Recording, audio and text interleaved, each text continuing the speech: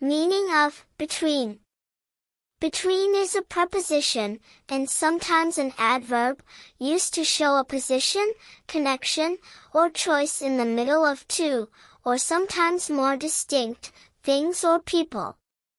10 daily use example sentences. 1. The ball is between the two boxes. 2. She sat between her friends. 3. There's a small shop between the bank and the post office. 4. You must choose between tea and coffee.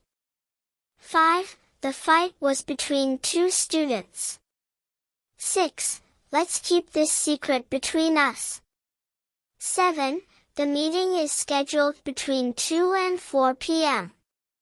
8. There's a big difference between old and new models. 9. He divided the money between his children. 10. Communication between parents and teachers is important.